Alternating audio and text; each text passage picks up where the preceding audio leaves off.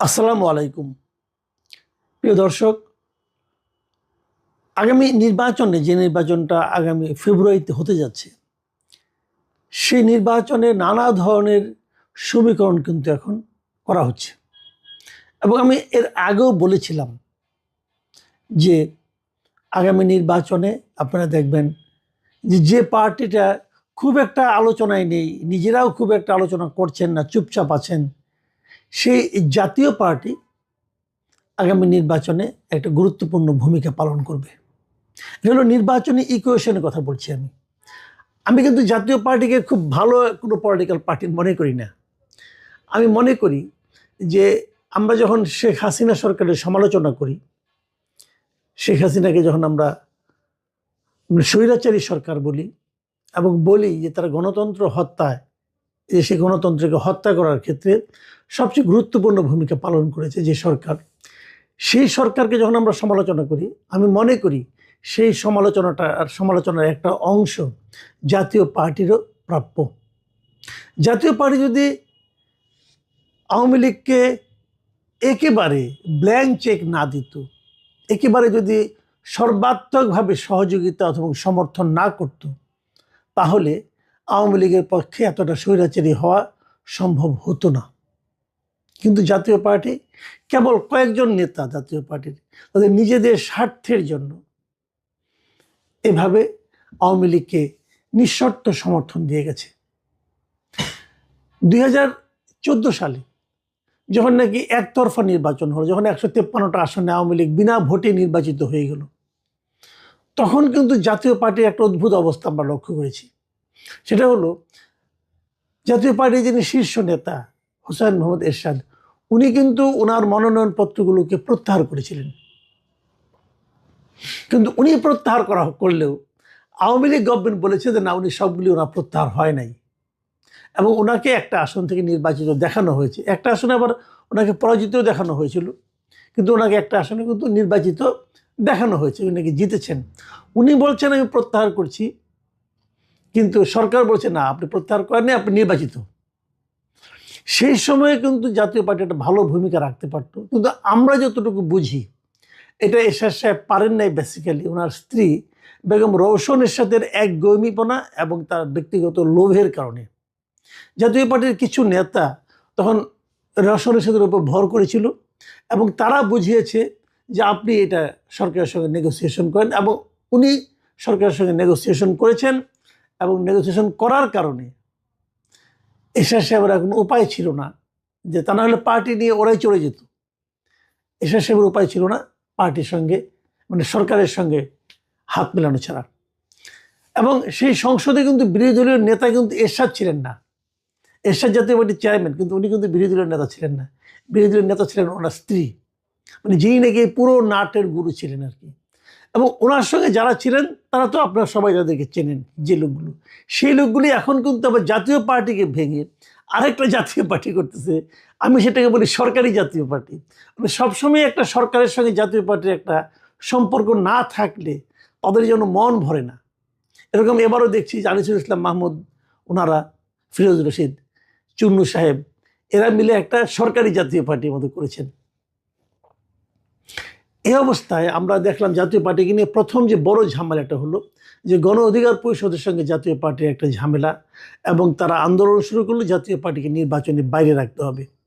এবং এই আন্দোলনের সঙ্গে আরও থাকলো কে, এনসিপি এবং অবধারিতভাবে জাতীয় জামাত ইসলামী। তারাও চাচ্ছে যে জাতীয় পার্টিকে নির্বাচন করতে দেওয়া হবে না। এই যে নির্বাচন করতে দেওয়া না হওয়া, এর কারণটা কি? এর কারণটা কিন্তু আর কিছু না।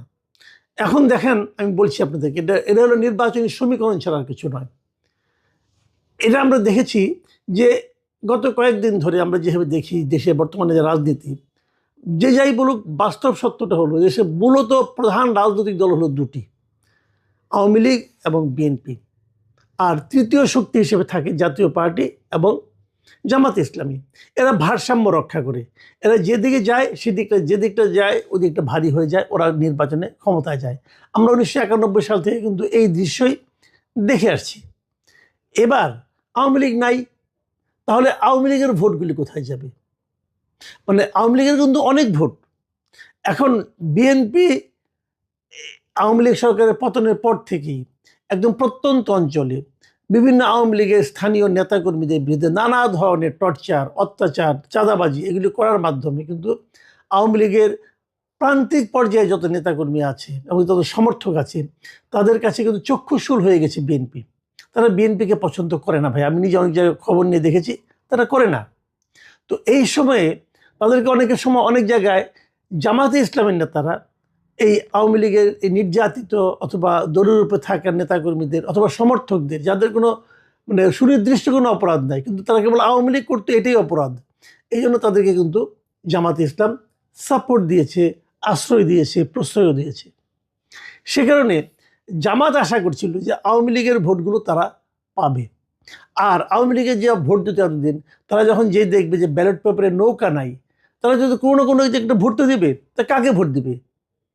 ধানের শীষ বিকল্প, অথবা আপনার দাঁড়িপাল্লা, অথবা সদ্য গজিয়ে ওঠা মানে শাপলা কলি, কোনটাই দিবে তারা ভোট? এটা নিয়ে কিন্তু একটা দ্বিধাদ্বন্দ্ব থাকতে পারে। গিয়েছে যখন, হয়তো একটা ভোট দিয়ে আসবে।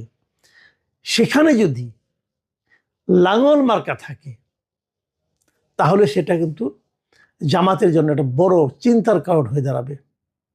জামাত কিন্তু অনেক জায়গায় হিসেব করছিল যে তারা আওয়ামী লীগের এই ভোটগুলি পাবে, কিন্তু যদি লাঙল মার্কার একটা প্রতীক সেখানে থাকে, তো সেটা কিন্তু আমি মনে করি যে জামাতের জন্য একটা বড় চিন্তার কারণ। এবং এই জন্যই জামাতও চাচ্ছিল যে জাতীয় পার্টিকে যদি নির্বাচনের বাইরে রাখা যায়, তাদের জন্য ইজি হয় একটা ভালো রেজাল্ট করার জন্য।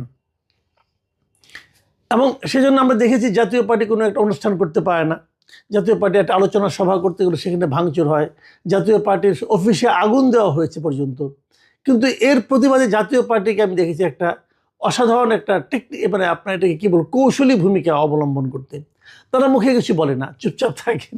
তাদের দু একজন নেতা আছেন যারা বিভিন্ন টকশোতে যান, সেখানে যে আবার খুব ভোকাল এবং খুব লজিক দিয়ে তারা কথা বলেন, কিন্তু তারা মাঠের রাজনীতিতে খুব একটা ভোকাল এবং অ্যাক্টিভ না, তারা চুপচাপ আছেন। এখন প্রশ্ন হচ্ছে, যদি আওয়ামী লীগ শেষ পর্যন্ত সিদ্ধান্ত নেয় যে তারা ভোট দেবে এবং যদি জাতীয় পার্টি নির্বাচনে অংশ নেয়, তাহলে সেটা কিন্তু আমি মনে করি পুরো নির্বাচনী চেহারাটাকে পাল্টে দেবে। জাতীয় পার্টিকে যখন নিষিদ্ধ করার কথা বলা হচ্ছিল, বিএনপি কিন্তু এই দাবিতে সায় দেয়নি। বিএনপি শুরুতে আওয়ামী লীগের নিষিদ্ধের ব্যাপারেও সায় দেয়নি, কিন্তু পরে নিষিদ্ধ যখন করা হয় তখন বিএনপি আপত্তিও করেনি। এবং আমার ধারণা বিএনপি এতদিনে বুঝতে পেরেছে যে ওই সময় আপত্তি না করে তারা খুব একটা লাভ করেনি। যাই হোক, সেটা অন্য হিসাব, এটা নিয়ে অন্যরকম আলোচনা হচ্ছে। ওই আলোচনা, আওয়ামী লীগ আলোচনায় আমি যাচ্ছি না, আমি আলোচনা যাচ্ছি জাতীয় পার্টি আলোচনা নিয়ে। তো এখন জাতীয় পার্টি নির্বাচন করতে পারবে কি পারবে না, এটা নিয়ে কিন্তু অনেক ধরনের কথাবার্তা চলছিল।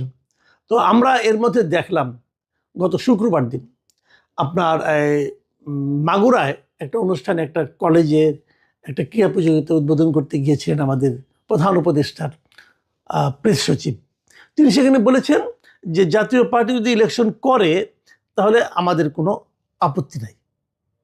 আমি ওনার কথাটা বরং আপনাদেরকে একদম হুবহু পড়ে শোনাচ্ছি। তিনি বলেছেন, জাতীয় পার্টি একটি স্বৈরাচারের দোসর পার্টি। অবশ্য জাতীয় পার্টি নিষিদ্ধ হয়নি, কিন্তু জাতীয় পার্টির ব্যাপারে আমাদের অবস্থান স্পষ্ট।